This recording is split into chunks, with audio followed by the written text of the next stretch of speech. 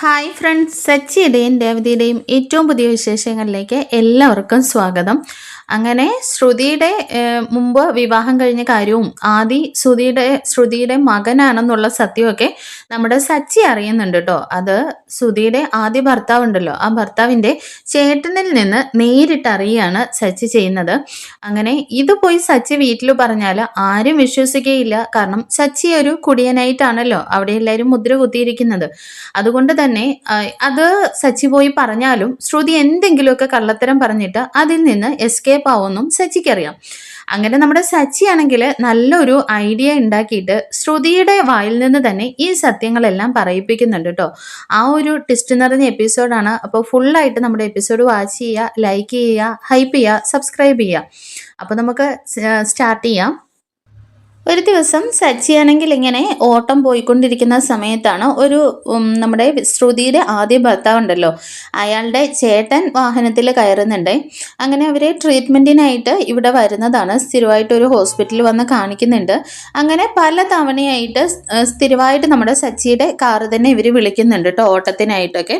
അങ്ങനെ നല്ലൊരു ഫ്രണ്ട്ഷിപ്പിൽ അവർ രണ്ടുപേരും ആകുന്നുണ്ട്. പിന്നെ ഒരു തവണ വരുമ്പോഴാണ് അവരുടെ ഫാമിലി ഫോട്ടോസൊക്കെ ഇങ്ങനെ കാണിച്ചു കൊടുക്കുന്നുണ്ട് കേട്ടോ സച്ചിനെ. ആ സമയത്താണ് നമ്മുടെ ശ്രുതിയുടെയും വിവാഹ ഫോട്ടോ സച്ചി കാണുന്നത്.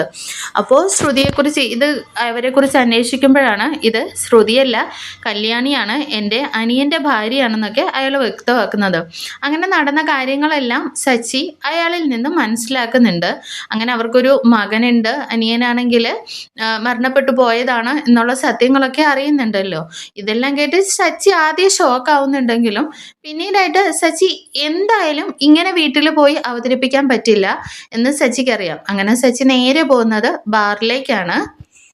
അങ്ങനെ ബാറിൽ പോയിരുന്നിട്ട് സച്ചി ഇങ്ങനെ വീട്ടിൽ പോയിരുന്ന് സച്ചി ഈ കാര്യങ്ങളെല്ലാവരെയും വിളിച്ചിട്ട് പറയുന്നതായിട്ട് ഇങ്ങനെ ചിന്തിക്കുക കേട്ടോ. അത് കാണിക്കുന്നുണ്ട്. അങ്ങനെ സച്ചി ഈ കാര്യം വീട്ടിൽ പോയി പറയുമ്പോഴേക്കും ചന്ദ്രമതി ഭയങ്കരമായിട്ട് ദേഷ്യപ്പെട്ട് ശ്രുതിയെ വിളിച്ചിട്ട് ചോദ്യം ചോദിക്കുന്നുണ്ട്. എടി, നീ സത്യം പറ, നീ ഇതിനു മുമ്പ് വിവാഹം കഴിച്ചിട്ടുണ്ടോ, നിനക്കൊരു കുട്ടി ഉണ്ടോ എന്നൊക്കെ ഇങ്ങനെ ചോദിക്കുന്നുണ്ട്. ആ സമയത്ത് നമ്മുടെ സച്ചി ഇങ്ങനെ ആലോചിക്കുകയാണ്. ശ്രുതി പറയുന്നുണ്ട്, അത് ആൻറ്റി, സച്ചി ഇത്രയും നേരം പറഞ്ഞ കാര്യങ്ങളെല്ലാം സത്യമാണ്. എന്നാൽ അത് എന്നെക്കുറിച്ചല്ല, എനിക്കൊരു ട്വിൻ സിസ്റ്റർ ഉണ്ട്, അത് അവളുടെ ഫാമിലി കാര്യങ്ങളാണ് സച്ചി പറഞ്ഞതെന്ന് പറഞ്ഞിട്ട് ഇങ്ങനെ എസ്കേപ്പ് ആവുകയാണ് കേട്ടോ. കാരണം ഇത് തന്നെ സച്ചി ചിന്തിച്ചെടുക്കുന്നതാണ്, അവൾ എന്തെങ്കിലും അങ്ങനെ ഒരു റീസൺ പറയുമെന്നുള്ളത്. കാരണം ഇപ്പോൾ നടന്നുകൊണ്ടിരിക്കുന്ന എപ്പിസോഡിൽ നമ്മുടെ ശ്രുതി ജസ്റ്റ് ഇങ്ങനെ എസ്കേപ്പ് ആവുന്നുണ്ട്. ദേവു കാരണം രണ്ടാമത് പ്രഗ്നൻസി ടെസ്റ്റിന് വേണ്ടിയിട്ട് ഹോസ്പിറ്റലിൽ പോയതാണെന്ന് പറയുന്ന സമയത്ത് ശ്രുതി അവിടെ നിന്ന് കരഞ്ഞിട്ട് ശ്രുതി പോലും അറിയാതെ താൻ പ്രഗ്നൻ്റ് ആയിരുന്നു എല്ലാവരോടും പറയാനിരുന്ന സമയത്ത് അത് അബോർഷനായി പോയി, അതുകൊണ്ടാണ് ഇപ്പോൾ രണ്ടാമത്തെ പ്രഗ്നൻസിന്ന് ഡോക്ടർ പറഞ്ഞതെന്നൊക്കെ പറഞ്ഞിട്ട് ശ്രുതി ഈ ടൈമും അവിടെ നിന്ന് എസ്കേപ്പ് ആവാണ് കേട്ടോ. അതൊക്കെ നമ്മുടെ സച്ചിയുടെ മനസ്സിൽ കൂടി ഇങ്ങനെ വരുന്നുണ്ട്. അങ്ങനെ സച്ചി പറയുന്നുണ്ട്, എന്തായാലും കഴിഞ്ഞ തവണ ഇവള് എല്ലാവരെയും പറ്റിച്ചുകൊണ്ട് തന്നെ എസ്കേപ്പ് ആയിട്ടുണ്ട്, ഇത്തവണ ഞാൻ എങ്ങനെ വെറുതെ വിടാൻ പോകുന്നില്ല എന്ന് പറഞ്ഞിട്ട് ഒരു തീരുമാനം എടുത്തിട്ട് തന്നെയാണ് ബാറിൽ നിന്ന് സച്ചി പോകുന്നത് കേട്ടോ. അങ്ങനെ സച്ചി നേരെ ചെല്ലുന്നത് ചന്ദ്രോദയത്തിലേക്കാണ്. അവിടെ എത്തിക്കഴിയുമ്പോഴേക്കും എല്ലാവരെയും വിളിച്ച് ഹാളിലേക്ക് കൂട്ടുന്നുണ്ട്. അങ്ങനെ സച്ചി ആദ്യം തന്നെ ചെയ്യുന്നത് വീട്ടിൽ തുറന്നു കിടക്കുന്ന ജനലുകളും വാതിലുകളും എല്ലാം പൂട്ടി അങ്ങ് അടയ്ക്കുന്നുണ്ട് കേട്ടോ. എന്നിട്ടാണ് എല്ലാവരെയും വിളിച്ചു കൂട്ടുന്നത്. അപ്പോൾ എല്ലാവരും വരുന്നുണ്ട്. എന്നാൽ ഈ സമയം കുറേ കാര്യങ്ങളൊക്കെ സംഭവിച്ചിട്ടുണ്ട്. നമ്മുടെ ശ്രുതിക്കാണെങ്കിൽ ഒരു ഭയങ്കരമായിട്ടുള്ള ബിസിനസ് തകർച്ച സംഭവിച്ചിരിക്കുകയാണ്. വലിയൊരു ഓർഡർ വന്നിട്ട് ഒരു 30 ലക്ഷം രൂപയോളം കടമൊക്കെ ആയിട്ട് ബിസിനസ് ആകെ തകർന്നിരിക്കുകയാണ് നമ്മുടെ ശ്രുതിയുടേത്. ആ എപ്പിസോഡൊക്കെ നമ്മൾ അപ്ലോഡ് ചെയ്തിട്ടുണ്ട്, കാണാത്തവരൊന്ന് പോയി കാണുക കേട്ടോ. അങ്ങനെ തകർന്ന് അടിഞ്ഞിരിക്കുന്ന സമയമാണ് നമ്മുടെ ശ്രുതിയുടേത്. എന്നാൽ ഈ സമയം നമ്മുടെ ആദി ഉണ്ടല്ലോ, ശ്രുതിയുടെ മകൻ ആദിയാണെങ്കിൽ ഇപ്പൊ സച്ചിയുടെയും രേവതിയുടെയും കൂടെ ചന്ദ്രോദയത്തിലാണുള്ളത്. അത് വിമലാമ്മയ്ക്ക് തീരെ സുഖമില്ലാഞ്ഞിട്ട് അങ്ങനെ സച്ചിയും രേവതിയും കൂട്ടിക്കൊണ്ട് വരുന്നതാണ്. അപ്പോൾ ശ്രുതിയും കരുതുന്നുണ്ട് അത് എന്തായാലും ശ്രുതിയെ ആയിട്ട് ഒന്ന് അടുപ്പിക്കണമല്ലോ ആദീനെ, അതിന് വേണ്ടിയിട്ടും കൂടിയിട്ട് ശ്രുതിയും അങ്ങനെ ഒരു പ്ലാനിന് തയ്യാറാകുകയാണ്. എന്നാൽ നമ്മുടെ ചന്ദ്രമതിക്കും ശ്രുതിക്കും സുധിക്കും ഇത് തീരെ ഇഷ്ടപ്പെടുന്നുമില്ല കേട്ടോ. കാരണം ആദി ഈ വീട്ടിലുള്ളത്. അങ്ങനെ ആദി എവിടെ നിന്ന് ഓടിക്കാനായിട്ട് നമ്മുടെ ചന്ദ്രമതിയും സുധിയും കൂടിയിട്ട് പല പ്ലാനുകളും ചെയ്യുന്നുണ്ടെങ്കിലും അതൊന്നും വർക്കൗട്ട് ആവുന്നില്ല. അങ്ങനെ എല്ലാ ടെൻഷനും കൂടിയിട്ട് ഇങ്ങനെ ഇരിക്കുന്ന സമയത്ത് സുധിയുടെ ഒരു ഫ്രണ്ട്, ഓഫീസിലെ ഒരു ഫ്രണ്ട് പറയുന്നുണ്ട്, എടാ, അമേരിക്കയിലുള്ള ഒരു കപ്പിൾസിന് കുട്ടികളൊന്നും ഉണ്ടായിട്ടില്ല, അവരിങ്ങനെ ദത്തെടുക്കുന്നതിനെ കുറിച്ച് അന്വേഷിക്കുന്നുണ്ടെന്ന് കേട്ടു. അങ്ങനെയാണെങ്കിൽ നിങ്ങളുടെ വീട്ടിലൊരു കുട്ടിയില്ലേ, അതെല്ലാവർക്കും ഇപ്പം ബാധ്യതയാണെന്നല്ലേ പറയുന്നത്. അവനെ അവർക്ക് കൊടുത്താൽ അവർ പൊന്നുപോലെ നോക്കിക്കോളുകയും ചെയ്യും, നിന്റെ ഇപ്പം ഈ പ്രശ്നം സോൾവ് ആവുകയില്ലേയും ചെയ്യുന്ന ആ കൂട്ടുകാരൻ സുധിയോട് ചോദിക്കുന്നുണ്ട്. അത് കൂടാതെ തന്നെ അവർ വലിയൊരു ഓഫറും കൂടി വെക്കുന്നുണ്ട്. എടാ സുധി, നിനക്കിപ്പോൾ 30 ലക്ഷം രൂപ ആവശ്യമുണ്ടല്ലോ, അവർ ആ കപ്പിൾസിന് ഒരു നല്ല കുട്ടിയെ കൊടുക്കുകയാണെങ്കിൽ അവർ 25 ലക്ഷം രൂപ ഓഫറും ചെയ്യുന്നുണ്ടെന്ന് പറയാനേ. ഇത് കേൾക്കുമ്പോൾ സുധിക്ക് ഭയങ്കര സന്തോഷമാവുന്നുണ്ട്. കാരണം പണമെന്ന് കേട്ടാൽ നമ്മുടെ സുധി കമന്ന് വീഴും. തന്നെയല്ല, ഇപ്പോഴത്തെ ഒരു സിറ്റുവേഷനിൽ സുധിക്ക് പിടിച്ചു നിൽക്കണമെങ്കിൽ ക്യാഷും ആവശ്യമാണ്. അങ്ങനെ സുധി വീട്ടിൽ വന്നിട്ട് എല്ലാവരോടുമായിട്ട് ഈ കാര്യങ്ങളൊക്കെ സംസാരിക്കുന്നുണ്ട് കേട്ടോ. കാരണം ആദീനെ അവർ പൊന്നുപോലെ നോക്കിക്കോളും, നമുക്ക് 25 ലക്ഷം രൂപയും കിട്ടുമെന്നൊക്കെ ഇങ്ങനെ പറയുന്നുണ്ട്. എന്നാൽ ഈ ഒരു കാര്യത്തെ നമ്മുടെ സച്ചിൻ രേവതിയും നല്ല രീതിയിൽ എതിർക്കുന്നൊക്കെ ഉണ്ട് കേട്ടോ. എന്നാൽ ചന്ദ്രമതിയുടെ കാല് പിടിച്ച് ഇങ്ങനെ സുധി കരഞ്ഞുകൊണ്ടേ ഇരിക്കുകയാണ്. അമ്മ ഇപ്പോൾ എൻ്റെ പ്രശ്നങ്ങൾക്ക് ഒരു പരിഹാരമാണ്, അവൻ നല്ല രീതിയിൽ അവിടെ പോയി അമേരിക്കയിൽ പഠിച്ചു ജീവിച്ചോളുമല്ലോ എന്നൊക്കെ പറഞ്ഞിട്ട് കാല് പിടിച്ച് ഇങ്ങനെ ചന്ദ്രമതിയെ കൊണ്ട് എങ്ങനെയെങ്കിലും എല്ലാവരെയും സമ്മതിപ്പിക്കണം. അതിനു വേണ്ടിയിട്ട് ഇങ്ങനെ കരഞ്ഞ് കാല് പിടിച്ചൊക്കെ ഇരിക്കുന്ന സമയത്താണ് നമ്മുടെ മുമ്പ് പറഞ്ഞ കാര്യങ്ങളൊക്കെ ഇങ്ങനെ നടക്കുന്നത്. സച്ചി ശ്രുതിയെക്കുറിച്ചുള്ള കാര്യങ്ങൾ അറിഞ്ഞിട്ട് വീട്ടിലേക്ക് എത്തുന്നത്. അങ്ങനെ സച്ചി വന്നിട്ട് പറയുന്നുണ്ട്, ദേ എല്ലാവരും ഇങ്ങോട്ടേക്ക് വാ, എനിക്കൊരു കാര്യം പറയാനുണ്ടെന്ന്. ഈ സമയം സുധിയും പറയുന്നുണ്ട്, ആഹാ, എല്ലാവരും ഉള്ളപ്പോൾ എനിക്കും ഒരു കാര്യം പറയാനുണ്ടെന്ന്. അപ്പോൾ സച്ചി പറയുന്നുണ്ട്, എന്നാൽ ശരി, നീ ആദ്യം പറ, കാര്യം കേൾക്കട്ടെ എന്ന് പറഞ്ഞിട്ട് ഇങ്ങനെ വെയിറ്റ് ചെയ്യാം കേട്ടോ. അപ്പോഴേക്ക് സുധി പറയുന്നുണ്ട്, അതെ, നമ്മുടെ ആദിക്ക് നല്ലൊരു ഓഫർ വന്നിട്ടുണ്ട്. അമേരിക്കയിലുള്ള കപ്പിൾസാണ്, അവൻ്റെ ഭാവി നല്ല സുരക്ഷിതമാക്കാനായിട്ട് നല്ലൊരു ഓപ്പർച്യൂണിറ്റിയാണ് വന്നിരിക്കുന്നത്. അപ്പോൾ ആദീനെ അവർക്ക് ദത്ത് കൊടുക്കാൻ വേണ്ടിയിട്ട് ഞാനും ശ്രുതിയും കൂടി തീരുമാനിച്ചു എന്ന് പറയാം കേട്ടോ. ഇത് കേൾക്കുമ്പോൾ സച്ചി വെക്കുന്നുണ്ട്, ആഹാ, പൗഡർ ഇട്ടത്തി സമ്മതിച്ചോ, അത് കൊള്ളാമല്ലോ എന്ന് പറഞ്ഞിട്ട് സച്ചി ഇങ്ങനെ ഒരു സൈസ് ഇങ്ങനെ ചിരിച്ചുകൊണ്ട് നിൽക്കുകയാണല്ലോ. കാരണം ശ്രുതിയുടെ മകനാണ് ആദ്യം എന്നുള്ള സത്യം അറിഞ്ഞിട്ടാണ് സച്ചി വന്ന് നിൽക്കുന്നത്. എന്നാൽ ചന്ദ്രമതിക്കാണെങ്കിൽ സച്ചി സമ്മതിച്ചു ആഹാ എന്ന് കേൾക്കുമ്പോഴേക്കും മനസ്സിലൊരു ലഡുവൊക്കെ പൊട്ടുന്നുണ്ട് കേട്ടോ. അപ്പോഴേക്കും ശ്രുതി പറയുന്നുണ്ട്, ഞങ്ങൾ രണ്ടുപേരും കൂടി സംസാരിച്ച് അത് തയ്യാറാക്കി ഡീൽ ഓക്കെ ആക്കിയിരിക്കുകയാണെന്നൊക്കെ പറയുന്നുണ്ട്. അങ്ങനെ സച്ചി ഇതിനെ തലയാട്ടി സമ്മതം മൂളുന്നുണ്ടല്ലോ. അപ്പോഴേക്കും ശ്രുതി പറയുന്നുണ്ട്, എന്തായാലും ഞാൻ പറഞ്ഞ ഒരു കാര്യത്തിനെങ്കിലും നീ സമ്മതിച്ചല്ലോ എന്ന് പറയുമ്പോൾ സച്ചിയും പറയുന്നുണ്ട്, എന്തായാലും അത് നല്ല കാര്യമാണല്ലോ. അപ്പോൾ രവിയും ചോദിക്കുന്നുണ്ട്, എടാ സച്ചി, നീ എന്തൊക്കെയായി പറയുന്നത്? അതേ അച്ഛാ, അതെന്തായാലും അവന് അച്ഛനില്ല, ഉള്ള അമ്മമ്മയ്ക്കാണെങ്കിൽ സുഖമില്ല, പിന്നെ അവനിപ്പോൾ ദത്തെടുത്താൽ അവൻ സുരക്ഷിതമായിക്കൊള്ളുമല്ലോ എന്നൊക്കെ ഇങ്ങനെ സച്ചി പറയുകയാണേ.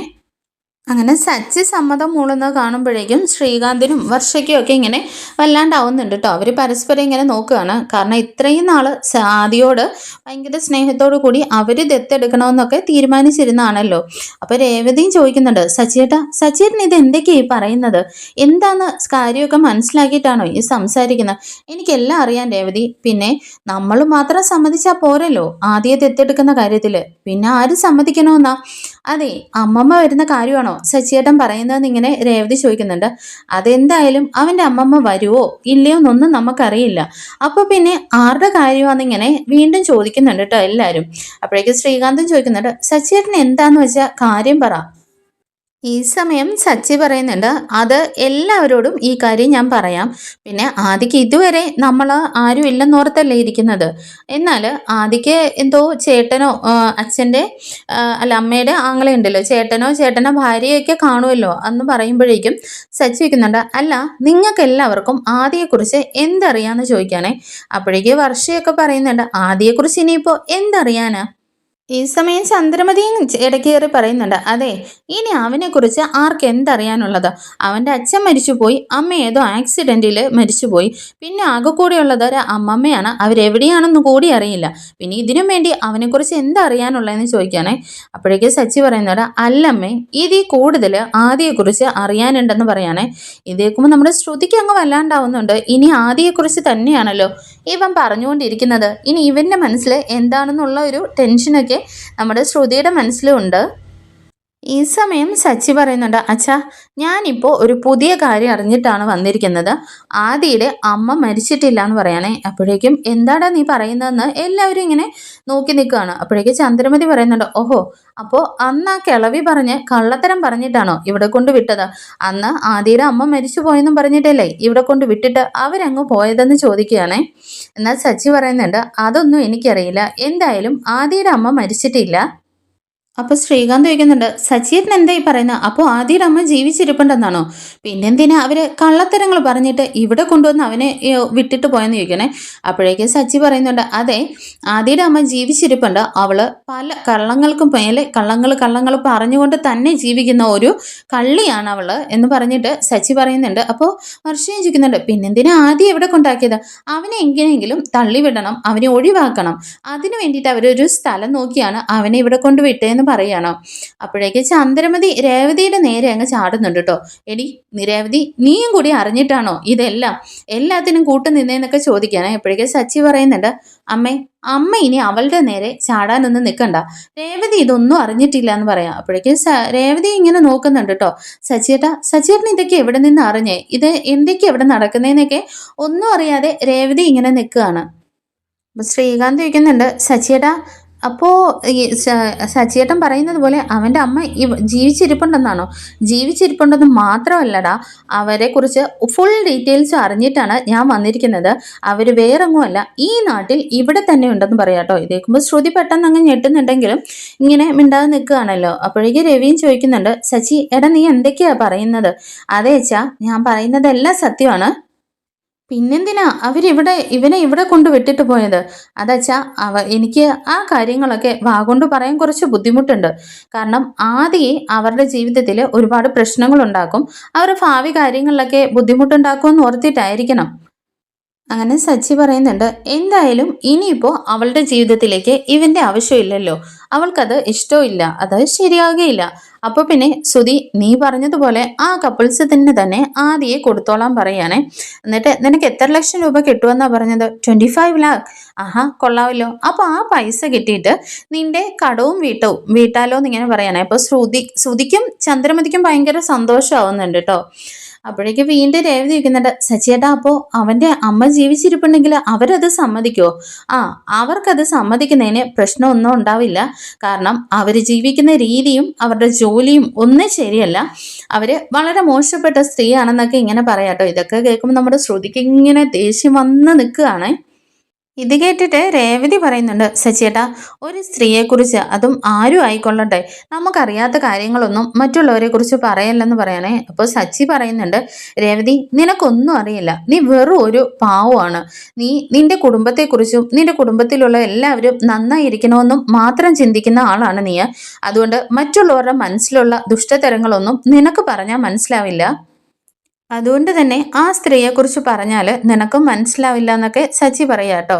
അപ്പോഴേക്ക് വർഷ ചോദിക്കുന്നുണ്ട്, അല്ല സച്ചിയേട്ടാ, പിന്നെ അതിനുവേണ്ടി എന്ത് മോശപ്പെട്ട ജോലിയാണ് അവരത് ചെയ്യുന്നത്? എല്ലാവരുടെയും മുമ്പിൽ വെച്ചിട്ട് ആ കാര്യങ്ങളൊക്കെ എനിക്ക് പറയാൻ ബുദ്ധിമുട്ടുണ്ടെന്നിങ്ങനെ സച്ചി പറയാ കേട്ടോ.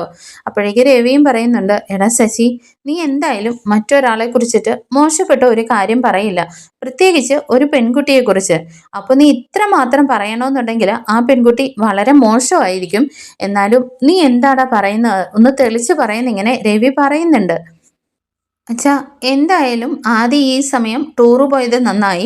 അല്ലെങ്കിൽ ആദിയുടെ മുമ്പിൽ വെച്ചിട്ട് തന്നെ ആദിയുടെ അമ്മ വളരെ മോശപ്പെട്ട സ്ത്രീയാണെന്ന് എനിക്ക് വരേണ്ടിയിരുന്നല്ലോ. എന്തായാലും ആദിയുടെ അമ്മ ഒരു മോശപ്പെട്ട നിലയിലാണ് ഇപ്പോൾ ജീവിക്കുന്നത്. അവരുടെ ഭർത്താവ് മരിച്ചതിൽ പിന്നെ അവർക്ക് എങ്ങനെ ജീവിക്കാൻ ഒരു ഗതിയില്ലാതിരിക്കുമ്പോഴാണ് അവർ ഒരു പറയാൻ പറ്റാത്ത ജോലിയാണ് അവർ ചെയ്തുകൊണ്ടിരിക്കുന്നത് എന്നൊക്കെ പറയാം കേട്ടോ. അപ്പോഴേക്കും ശ്രുതിക്ക് ഇങ്ങനെ എന്ത് ചെയ്യണമെന്നറിയാതെ, കാരണം ഈ പറയുന്നതൊക്കെ ശ്രുതിയെ കുറിച്ചിട്ടാണല്ലോ. അങ്ങനെ വല്ലാണ്ട് ഇങ്ങനെ എരിഞ്ഞു കയറി ഇങ്ങനെ നിൽക്കുക കേട്ടോ. അപ്പോഴേക്ക് വീണ്ടും സച്ചി പറയുന്നുണ്ട്, അച്ഛാ എന്തായാലും ആദിയെ നമുക്ക് ദത്ത് തന്നെ കൊടുക്കാം, അതിനിപ്പോ ആദ്യം അമ്മ സമ്മതിക്കണമല്ലോന്നേ. അപ്പോഴേക്ക് വീണ്ടും രവി പറയുന്നുണ്ട്, എടാ നീ ഇപ്പോൾ പറഞ്ഞില്ലേ ആദിയുടെ അമ്മ മോശപ്പെട്ട ഒരു സ്ത്രീയാണെന്ന്, പിന്നെ അവരെങ്ങനെയാ സമ്മതിക്കുക? ഈ സമയം ഈ 25 ലക്ഷം കൈവിട്ട് പോകുമെന്നുള്ള ഒരു ടെൻഷനിൽ സുധിയും പറയുന്നുണ്ട്, അതെ ഇനി ഇതിനെക്കുറിച്ചൊന്നും കൂടുതൽ ചർച്ചയുടെ ആവശ്യമില്ലല്ലോ, അവളൊരു വെറും മോശപ്പെട്ട സ്ത്രീയാണെന്ന് പറഞ്ഞു കഴിഞ്ഞു, പിന്നെ അതിനെക്കുറിച്ച് എന്ത് സംസാരിക്കാനാണ്? ഇത് കേൾക്കുമ്പോൾ സുധി പറയുമ്പോഴേക്കും നമ്മുടെ ശ്രുതി ഇടയിൽ കയറുന്നുണ്ട് കേട്ടോ. അപ്പോൾ പെട്ടെന്ന് അങ്ങ് ഭയങ്കരമായിട്ട് റിയാക്ട് ചെയ്ത് പോവുകയാണേ. കാരണം ഫുൾ കൺട്രോളും അങ്ങ് ശ്രുതിയുടെ കയ്യിൽ നിന്ന് പോകുന്നുണ്ട്. ശ്രുതി നീ എന്തൊക്കെയാ വിളിച്ചു പറയുന്നത്? ദേ ഇവൻ വന്നിട്ട് ഒരു പെൺകുട്ടിയെക്കുറിച്ച് അറിയാത്ത കാര്യങ്ങളെല്ലാം വിളിച്ചു പറഞ്ഞ് മോശപ്പെട്ട പെൺകുട്ടിയാണെന്ന് പറയുന്നത് കേട്ടിട്ട് നീയും അതിനെ സപ്പോർട്ട് ചെയ്യാണെന്ന് ചോദിക്കുകയാണേ. എന്നാൽ സച്ചി പറയുന്നുണ്ട്, പൗഡറേട്ടത്തി നിങ്ങൾ ദേഷ്യപ്പെടണ്ട, ഇതേ ഞാൻ പറഞ്ഞ കാര്യങ്ങളെല്ലാം ഞാൻ വ്യക്തമായിട്ട് അന്വേഷിച്ചിട്ട് എന്നോട് പല ആളുകളും പറഞ്ഞറിഞ്ഞിട്ട് തന്നെയാണ് ഞാൻ വന്ന് പറയുന്നതെന്നേ. അപ്പോഴേക്കും ശ്രുതി ചോദിക്കുന്നുണ്ട്, അല്ല സച്ചി പല ആളുകളും എന്തെങ്കിലുമൊക്കെ വായിൽ തോന്നുന്നത് വിളിച്ചു പറഞ്ഞെന്ന് കരുതിയിട്ട് ഇവിടെ വന്ന് വിളമ്പുവാണോ ചെയ്യേണ്ടതെന്ന് ചോദിച്ചിട്ട് ശ്രുതി അങ്ങ് ദേഷ്യപ്പെടുക. സച്ചി വീണ്ടും തറപ്പിച്ചങ്ങ് പറയുന്നുണ്ട് കേട്ടോ, പൗഡറായിട്ട് ഇനി എന്ത് ന്യായീകരിച്ചാലും ഞാൻ പറഞ്ഞ കാര്യങ്ങളെല്ലാം ആ പെൺകുട്ടിയെക്കുറിച്ച് പറഞ്ഞതെല്ലാം സത്യമാണെന്ന് കേട്ടോ. എന്നാൽ രേവതി പറയുന്നുണ്ട്, സച്ചിയേട്ടാ മതി, ഒരു പെൺകുട്ടിയെക്കുറിച്ചാണല്ലോ നമ്മൾ ഈ പറയുന്നതൊക്കെ, അങ്ങനെയൊന്നും പറയണ്ട സച്ചിയേട്ടാന്നൊക്കെ ഇങ്ങനെ രേവതി പറയാട്ടോ. അപ്പോഴേക്കും വീണ്ടും ഇങ്ങനെ ശ്രുതിയുടെ മുഖത്തേക്ക് ഇങ്ങനെ സച്ചി നോക്കിയിട്ട് സച്ചി പറയുന്നുണ്ട്, രേവതി ഞാൻ അനാവശ്യമായിട്ട് ഒന്നുമല്ല പറയുന്നത്, അവള് ഭയങ്കര മോശപ്പെട്ട സ്ത്രീയാണ്, മോശപ്പെട്ട രീതിയിൽ ജോലി ചെയ്ത് ജീവിക്കുന്നവളാണ്, അവളെ എനിക്ക് അതിനകത്ത് യാതൊരു സംശയമില്ല, ഞാൻ ഉറപ്പാണെന്നൊക്കെ ഇങ്ങനെ സച്ചി പറയാണേ. അപ്പോഴേക്കും ശ്രുതിയാണെങ്കിൽ പെട്ടെന്ന് തന്നെ ഇങ്ങനെ ദേഷ്യം കൊണ്ട് സച്ചിയുടെ അടുത്തേക്ക് അങ്ങ് ചെല്ലുകയാണ് കേട്ടോ. ദേ സച്ചി നീ കണ്ടോ അവരങ്ങനെ ജീവിക്കുന്നത്? പിന്നെ എന്ത് തെളിവിന്റെ അടിസ്ഥാനത്തിലാണ് ഒരു സ്ത്രീയെ കുറിച്ചിട്ട് ഇങ്ങനെയൊക്കെ പറയുന്നതെന്നൊക്കെ ചോദിക്കുകയാണേ. അപ്പോഴേക്കും സച്ചി ചോദിക്കുന്നുണ്ട്, ആ ഞാൻ കണ്ടു എന്ന് സച്ചി പറയുകയാണേ. അപ്പോഴേക്കും ശ്രീകാന്തൻ ചോദിക്കുന്നുണ്ട്, എന്താ സച്ചിയേട്ടൻ കണ്ടെന്നോ? അതേടാ പൗഡറേട്ടത്തി ചോദിക്കുന്ന സമയത്ത് ഞാനത് ക്ലാരിഫൈ ചെയ്യണമല്ലോ, എന്തായാലും ഞാൻ ആ സ്ത്രീയെ കണ്ടു എന്ന് പറയണേ. അപ്പോഴേക്കും ശ്രുതി പറയുന്നുണ്ട്, നീ എന്ത് കണ്ടെന്നാ? അതെ എൻ്റെ വണ്ടിയിലാണ് അവൾ യാത്ര ചെയ്തുകൊണ്ടിരുന്നത്, ആ സമയത്ത് ഒരാൾ വന്നിട്ട് അവരെ കൂട്ടിക്കൊണ്ടു പോകുന്നതും ആ സ്ത്രീയുടെ കയ്യിൽ ഒരു ഫോട്ടോ ഉണ്ട്, ആദിയുടെ ഫോട്ടോ, അതാരാണെന്ന് ചോദിക്കുമ്പോൾ അവരവരുടെ മകനാണെന്നും പറയുന്നത് ഞാൻ കണ്ണുകൊണ്ട് കണ്ടതാണെന്ന് പറയാട്ടോ. അപ്പോഴേക്ക് വീണ്ടും ശ്രുതി ഇങ്ങനെ സച്ചിയുടെ അടുത്തേക്ക് വരുന്നുണ്ട്. ശ്രുതി വീണ്ടും പറയുന്നുണ്ട് കേട്ടോ, സച്ചി നീ പറഞ്ഞു പരത്തുന്നത് മുഴുവൻ പച്ച കള്ളമാണെന്നേ. എന്നാൽ സച്ചി വീണ്ടും അവിടെ തന്നെ നിൽക്കുന്നുണ്ട്, ഞാൻ എന്തിന് കള്ളം പറയണം, ഞാനത് കണ്ടതാണ്, അവൾ ചെയ്യുന്ന ജോലിയും ഞാൻ കണ്ടതാണ്, അവൾ തെറ്റായ രീതിയിൽ ജീവിക്കുന്ന ഒരു സ്ത്രീ തന്നെയാണെന്ന് പറയാം കേട്ടോ. അപ്പോഴേക്കും ശ്രുതി പറയുന്നുണ്ട്, സച്ചി നീ വീണ്ടും വീണ്ടും മോശപ്പെട്ട കാര്യങ്ങൾ പറഞ്ഞുകൊണ്ടേ ഇരിക്കുകയാണ്, അതും ഒരു പെൺകുട്ടിയെ കുറിച്ചിട്ടാണ് നീ ഇങ്ങനെ പറയുന്നതെന്നേ. അവള് മോശപ്പെട്ട ജോലി ചെയ്യുന്നുണ്ടെങ്കിൽ എനിക്ക് പറയുന്നതിൽ എന്താ തെറ്റെന്നിങ്ങനെ സച്ചിയും ചോദിക്കുന്നുണ്ട് കേട്ടോ. അപ്പോഴേക്കും ശ്രുതി വീണ്ടും ഇങ്ങനെ സച്ചിയുടെ അടുത്ത് ഭയങ്കരമായിട്ട് ഇങ്ങനെ റൈസ് ചെയ്യുന്നുണ്ട്. സച്ചി വീണ്ടും വീണ്ടും ഇങ്ങനെ പറഞ്ഞുകൊണ്ടേയിരിക്കുകയാണ് കേട്ടോ. കാരണം ശ്രുതിയുടെ വായിൽ നിന്ന് തന്നെ അത് എൻ്റെ മകനാണെന്ന് വിളിച്ച് പറയിപ്പിക്കണം, അതിന് വേണ്ടിയിട്ടാണ് കേട്ടോ. എന്നാൽ ഇത് കുറേ ആകുമ്പോഴേക്കും രേവതി പറയുന്നുണ്ട്, മതി സച്ചിയേട്ടാ നിർത്തുന്നേ. എന്നാൽ കൈകൊണ്ട് സച്ചി ഇങ്ങനെ രേവതിയെ ഇങ്ങനെ കാണിക്കുന്നുണ്ട് കേട്ടോ. അങ്ങനെ വീണ്ടും വീണ്ടും രണ്ടുപേരും തമ്മിൽ ഇങ്ങനെ പരസ്പരം പറഞ്ഞുകൊണ്ടേയിരിക്കുകയാണ്. അങ്ങനെ ശ്രുതി ഇങ്ങനെ തർക്കിച്ചുകൊണ്ടേ ഇരിക്കുമ്പോഴേക്കും സച്ചി ചോദിക്കുന്നുണ്ട്, ശരി നിനക്ക് എങ്ങനെയാ അറിയാവുന്നത് ഇത്ര കൂടുതലായിട്ട്, നിനക്ക് തർക്കിക്കാനായിട്ട് എങ്ങനെ അറിയാമെന്ന് ചോദിക്കാനേ. അപ്പോഴേക്കും ശ്രുതി വീണ്ടും പറയുന്നുണ്ട്, എനിക്കറിയാം, എനിക്ക് നന്നായിട്ട് അറിയാം, നീ പറയുന്നത് കള്ളവാണ് കള്ളവാണ് കള്ളവാണ് എന്ന് പറയുവാണേ. എന്നാൽ സച്ചിയും പറയുന്നുണ്ട്, അല്ലല്ല ഞാൻ പറയുന്നത് സത്യമാണെന്നേ. എന്നാൽ വീണ്ടും സച്ചി ചോദിക്കുന്നുണ്ട്, ശരി നിനക്കറിയാമെങ്കിൽ പറയടി, നിനക്ക് എങ്ങനെ അറിയാമെന്ന് ചോദിക്കുകയാണേ. അപ്പോഴേക്കും ശ്രുതി ഇങ്ങനെ വിളിച്ചിങ്ങനെ, നീ പറയുന്നത് കള്ളമാണ്, കാരണം ആദി എൻ്റെ മകനാണ് എന്നിങ്ങനെ പെട്ടെന്ന് അങ്ങ് വിളിച്ച് പറയാട്ടോ. ഇത് കേൾക്കുമ്പോൾ എല്ലാവരും ഇങ്ങനെ ഷോക്കായി പോവാണേ. ശ്രുതിയും ആ ഒരു വന്ന ദേഷ്യത്തിൽ അങ്ങ് വിളിച്ച് വായിൽ നിന്ന് അറിയാതെ അങ്ങ് വീണു പോകുന്നതാണ്. ശ്രുതി വീണ്ടും പറയുന്നുണ്ട്, മതിയല്ലോ, ഇനി നിനക്ക് എന്താ കൂടുതൽ അറിയേണ്ടത്?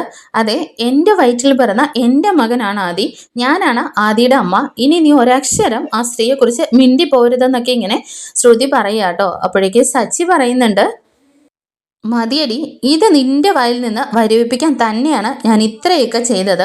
ആദി നിന്റെ മകനാണെന്നുള്ള സത്യം എനിക്കും അറിയാമെന്ന് പറയാം കേട്ടോ. എന്നിട്ട് തുടർന്ന് രവിയുടെ അടുത്തേക്ക് ചെന്നിട്ട് രവിയുടെ കാലിൽ ഇങ്ങനെ തൊട്ട് മാപ്പൊക്കെ, അച്ഛനോട് ക്ഷമിക്കണം. കാരണം ഒരു സ്ത്രീയെ കുറിച്ചിട്ട് ഇത്രയും മോശപ്പെട്ട കാര്യം ഞാൻ പറഞ്ഞു. അത് ഈ പൗഡർ ഏട്ടത്തിയുടെ വായിൽ നിന്ന് ഈ കാര്യങ്ങൾ പറയിപ്പിക്കാൻ വേണ്ടിയിട്ടായിരുന്നു അച്ഛാന്നിങ്ങനെ പറയുന്നുണ്ട്. ഈ സമയം ശ്രീകാന്ത് വന്നിട്ട് പറയുന്നുണ്ട്, സച്ചിയേട്ടാ എന്തൊക്കെയാ ഈ പറയുന്നത്? അപ്പോൾ ഈ ശ്രുതി ചേച്ചിയുടെ മകനാണോ ആദി? അല്ലടാ, ചെറിയൊരു തിരുത്തുണ്ട്. ശ്രുതിയുടെ അല്ല, കല്യാണി. ഇവളുടെ യഥാർത്ഥ പേര് കല്യാണി എന്നാണ്. കല്യാണിയുടെ മകനാണ് ആദി. ഇതെല്ലാം കേട്ടിട്ട് ശ്രുതി ആകെ തകർന്ന അവസ്ഥയിൽ ഇങ്ങനെ നിൽക്കുകയാണ് കേട്ടോ, ഷോക്കായിട്ട്. എന്നാൽ ചന്ദ്രമതിക്കും ഭയങ്കര ദേഷ്യത്തിൽ നിൽക്കുകയാണെങ്കിലും എന്തൊക്കെയോ കള്ളത്തരങ്ങളൊക്കെ ഉണ്ടെന്ന് നമ്മുടെ ചന്ദ്രമതിക്കും അറിയാമായിരുന്നു കേട്ടോ. അങ്ങനെ ചന്ദ്രമതി വലിയ കുലുക്കമൊന്നും ഇല്ലാതെ ഇങ്ങനെ നിൽക്കുന്നുണ്ട്.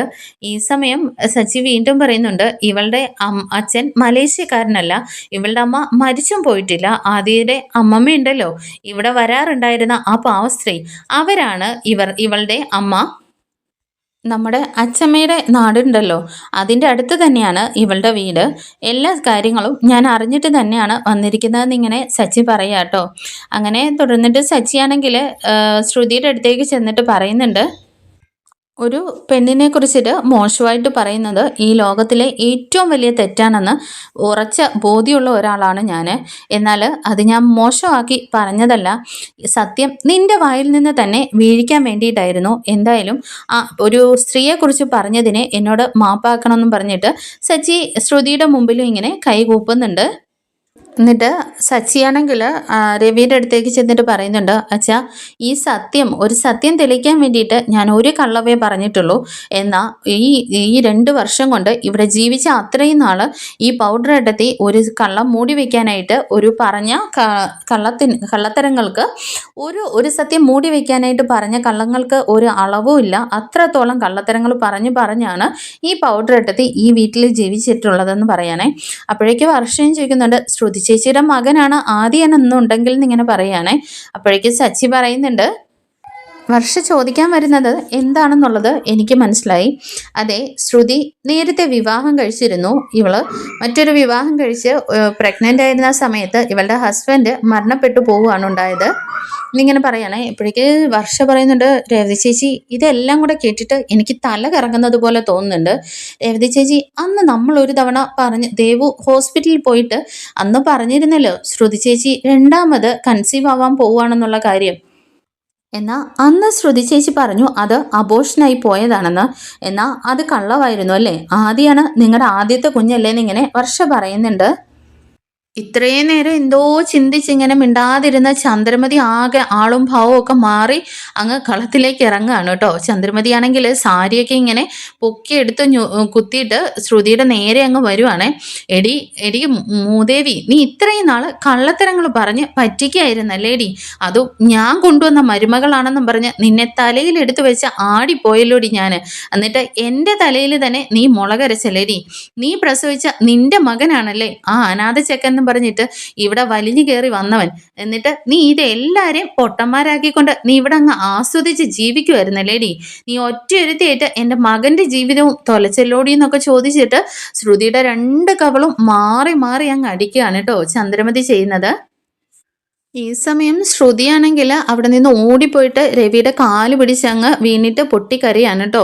അങ്കിൾ, ഞാൻ ചെയ്തതെല്ലാം തെറ്റാണ് അങ്കിൾ. അങ്കിൾ എന്നോട് ക്ഷമിക്കണോ അങ്കിൾ? എനിക്ക് ശ്രുതിയുടെ കൂടെ ജീവിക്കാൻ വേണ്ടി മാത്രമായിരുന്നു അങ്കിൾ. ഞാനതല്ലാതെ വേറെ ഒന്നും ചെയ്തിട്ടില്ല. എനിക്ക് ശ്രുതിയെ അത്രയ്ക്ക് ഇഷ്ടമാണ്. ശ്രുതിയുടെ കൂടെ ജീവിക്കാൻ വേണ്ടി മാത്രമാണ് ഞാൻ ഈ കള്ളങ്ങളെല്ലാം ചെയ്തത്. എന്നോട് ക്ഷമിക്കുക അങ്കിൾ എന്ന് പറഞ്ഞിട്ട് ഇങ്ങനെ കരയാണേ.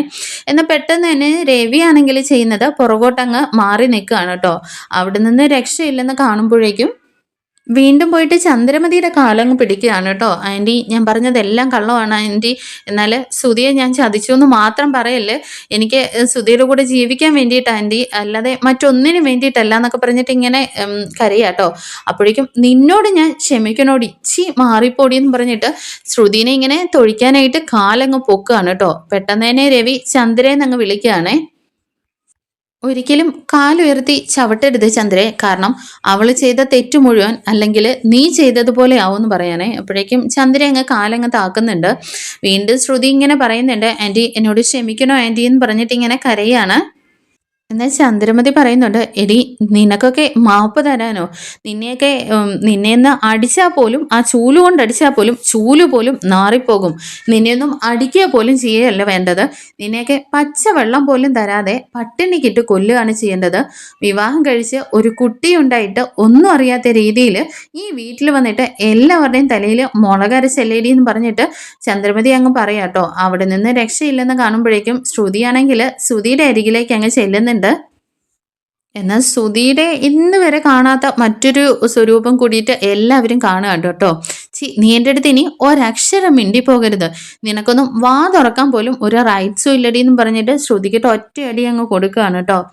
എന്നാൽ ശ്രുതി പറയുന്നുണ്ട്, ശ്രുതി നീ എന്നെ തല്ലിക്കോ, എത്ര വേണേലും തല്ലിക്കോ, ഞാൻ തെറ്റ് ചെയ്തുകൊണ്ടാണ്. എന്നാൽ എന്നെ വെറുത്തൊന്നും മാത്രം പറയല്ലേ ശ്രുതിന്നും പറഞ്ഞിട്ട് ശ്രുതി ഇങ്ങനെ കരയാണ്. ശ്രുതി വീണ്ടും പറയുന്നുണ്ട്, എടി നീ ഏതോ ഒരുത്തനെ വിവാഹം കഴിച്ചിട്ട് അതിലൊരു കുട്ടി ഉണ്ടായിട്ട് അത് മറച്ചു വെച്ചിട്ട് എന്നോട് സ്നേഹമാണ്, എന്നെ സ്നേഹിച്ചതാണെന്നും പറഞ്ഞിട്ട് ഉള്ള ലോകത്തുള്ള കള്ളങ്ങൾ മുഴുവൻ പറഞ്ഞ് എൻ്റെ ജീവിതം നശിപ്പിച്ചവളല്ലേടി നീ. എന്നിട്ട് നീലിമയുടെ കാര്യം പറഞ്ഞു പോലും നീ എത്ര വട്ടം എന്നെ കുറ്റപ്പെടുത്തി. ആ നീലിമ നിന്നേക്കയിലൊക്കെ എത്രയോ ഭേദവാടി എന്ന് പറഞ്ഞിട്ട് ഇങ്ങനെ എന്നും പറഞ്ഞിട്ട് ഇങ്ങനെ വെക്കുകയാണ് കേട്ടോ. എന്നാൽ ശ്രുതി പറയുന്നുണ്ട്, ശ്രുതി നീ എന്ത് വേണേലും പറഞ്ഞു, ഞാൻ നിന്നെ സ്നേഹിച്ചില്ല എന്ന് മാത്രം പറയരുത്.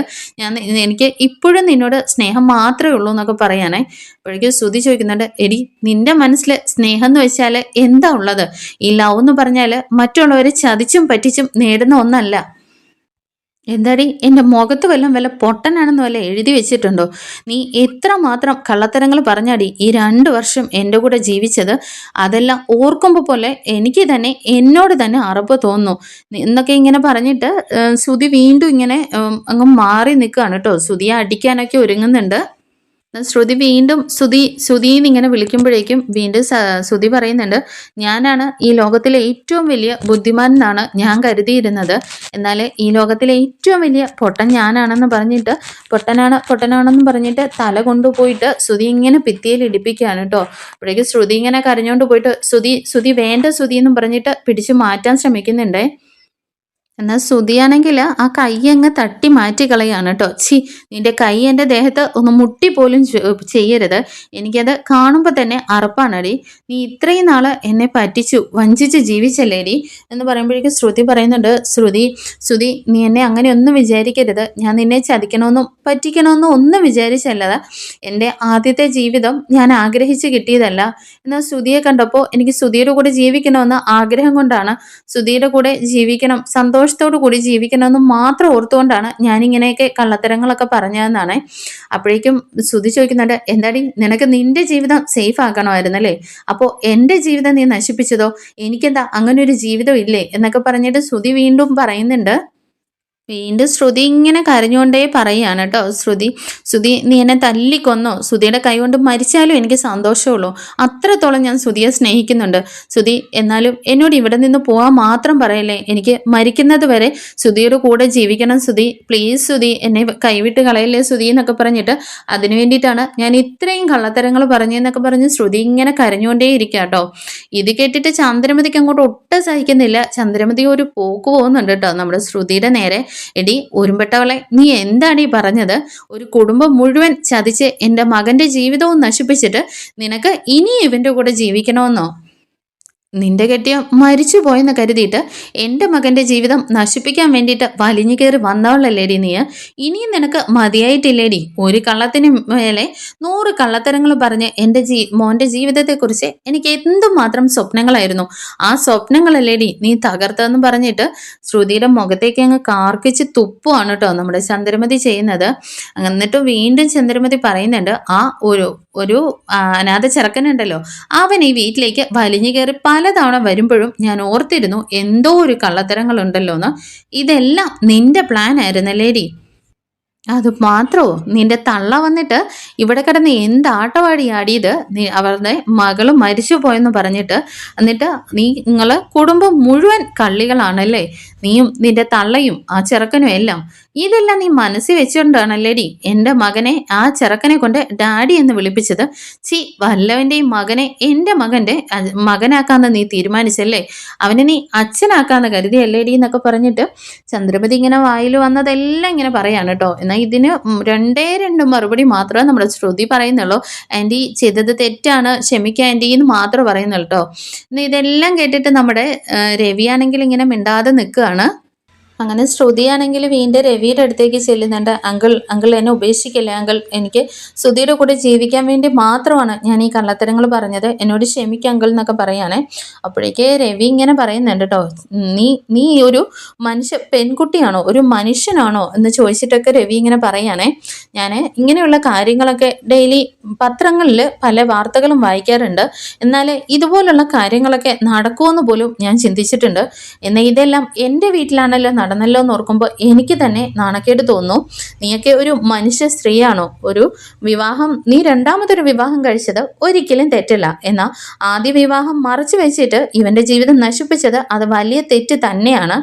എന്നാൽ ഈ കാര്യങ്ങളെല്ലാം നിനക്ക് ശ്രുതിയെ ഇഷ്ടമായിരുന്നെങ്കിൽ ഇതെല്ലാം ഞങ്ങളോട് വന്ന് പറഞ്ഞിട്ട് അവന് അപ്പോഴും നിന്നെ ഇഷ്ടമാണെന്നുണ്ടെങ്കിൽ ഞങ്ങൾ നടത്തി തന്നേനെ ഈ കല്യാണം. എന്നാൽ നീ ഇത് ചെയ്തു കൂട്ടിയതെല്ലാം എന്തൊക്കെ തെറ്റുകളാണ്, തെറ്റിനു മേലെ വീണ്ടും തെറ്റായിട്ട് നീ ചെയ്തു കൂട്ടുകയല്ലേ ചെയ്തത്.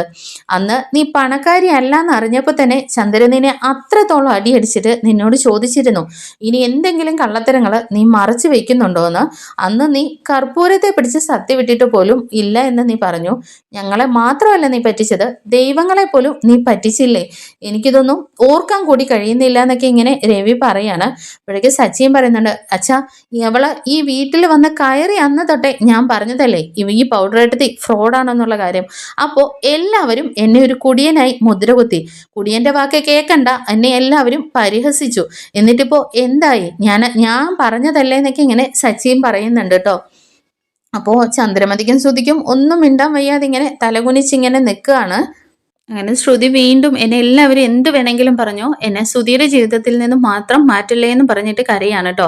അപ്പോഴേക്ക് ചന്ദ്രമതി വീണ്ടും വന്നിട്ട് പറയുന്നുണ്ട്, ഇനി നിനക്ക് എൻ്റെ മോൻ്റെ ജീവിതത്തിൽ കയറണമെന്നോ, മര്യാദയ്ക്ക് ഇവിടെ നിന്ന് ഇറങ്ങിക്കോണമെന്ന് പറഞ്ഞിട്ട് ശ്രുതി നീ എന്ത് നോക്കിക്കോടാ, ഇവളുടെ താലി വലിച്ചു പൊട്ടിച്ചിട്ട് ഇവളെ ആട്ടി ഇറക്കടാന്ന് പറയാനേ. അപ്പോഴേക്കും ശ്രുതി അങ്ങോട്ട് വന്നിട്ട് പിടിച്ച് ഒറ്റ തള്ളു തല്ലുകയാണ് കേട്ടോ. നീ ഇറങ്ങടി എൻ്റെ വീട്ടിൽ നിന്നെന്ന് പറഞ്ഞിട്ട്, നിന്നെപ്പോലെ ഒരു സ്ത്രീയെ കാണുന്ന തന്നെ എനിക്ക് അറപ്പാന്നൊക്കെ പറഞ്ഞിട്ട് ശ്രുതി ഇങ്ങനെ പിടിച്ച് തള്ളുന്നൊക്കെ ഉണ്ട് കേട്ടോ. എന്നാൽ ശ്രുതി ഇങ്ങനെ കരഞ്ഞുകൊണ്ടിരിക്കുകയാണ്. ശ്രുതി നീ എന്ത് വേണേലും എന്നെ പറഞ്ഞോ, എനിക്ക് നിന്റെ കൂടെ ജീവിക്കണം, എന്നെ ഇവിടെ നിന്ന് ഒഴിവാക്കല്ലേ എന്ന് പറഞ്ഞിട്ട് വീണ്ടും ഉള്ളിലേക്ക് അങ്ങ് കയറുകയാണേ.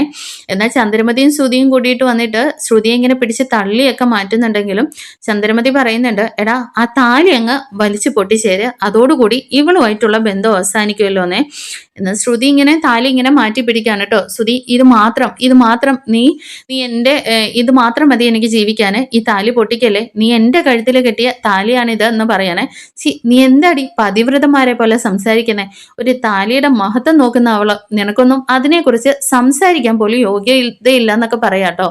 അപ്പോഴേക്ക് വീണ്ടും ഇങ്ങനെ ശ്രുതിയാണെങ്കിൽ വർഷയുടെ അടുത്ത് പോയിട്ട് പറയുന്നുണ്ട്, വർഷേ നീ എങ്കിലും ഒന്ന് പറ വർഷേ, ഞാൻ ചെയ്തത് തെറ്റാണ്, എന്നോടൊന്ന് ക്ഷമിക്കാൻ പറയുന്നേ.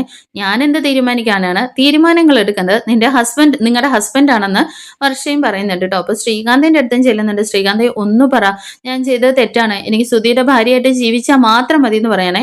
അപ്പോഴേക്കും ശ്രീകാന്തം പറയുന്നുണ്ട്, അതെ നിങ്ങളുടെ ഭാഗത്ത് എന്തെങ്കിലും ഒരു ന്യായം ഉണ്ടായിരുന്നെങ്കിൽ സംസാരിക്കണമായിരുന്നു, എന്നാൽ ഇതിപ്പോൾ നിങ്ങളുടെ ഭാഗത്ത് ഒരു ന്യായം പോലും പറയാനില്ലല്ലോ എന്ന് പറഞ്ഞൊരു ശ്രീകാന്തം കൈയൊഴിയാണ് കേട്ടോ. അങ്ങനെ എല്ലാവരുടെയും അടുത്ത് പോയി പറയുന്നുണ്ടെങ്കിലും ആരുടെ അടുത്തൊന്നും ശ്രുതിക്ക് അനുകൂലമായിട്ടുള്ള ഒരു മറുപടിയും കിട്ടുന്നില്ല. അങ്ങനെ ചന്ദ്രമതി പറയുന്നുണ്ട്, എടാ വലിച്ചു പൊട്ടിക്കടാന്നേ. എന്നാ ശ്രുതി പറയുന്നുണ്ട്, അമ്മേ അതും അവൾ കൊണ്ടുപോയിക്കോട്ടെ, അവളുടേതായിട്ടുള്ള ഒരു സാധനവും ഇവിടെ വേണ്ട എന്ന് പറഞ്ഞിട്ട് എല്ലാവരും കൂടിയിട്ട് ശ്രുതിനെ അങ്ങ് തള്ളി ഇറക്കുകയാണ്. ശ്രുതി പറയുന്നുണ്ട്, ഇനി നീയും ഞാനും തമ്മിൽ എൻ്റെ ജീവിതത്തിലെന്നല്ല ഒരു ജീവിതത്തിലും യാതൊരു ബന്ധവും ഇല്ല എന്ന് പറഞ്ഞിട്ട് ശ്രുതി അവിടെ നിന്ന് ഭയങ്കര ദേഷ്യപ്പെട്ടിട്ട് അകത്തേക്ക് അങ്ങ് കയറി പോവാണ് കേട്ടോ. അടുത്ത എപ്പിസോഡിൽ കാണും വരേക്കും താങ്ക് യു ഫോർ വാച്ചിങ്.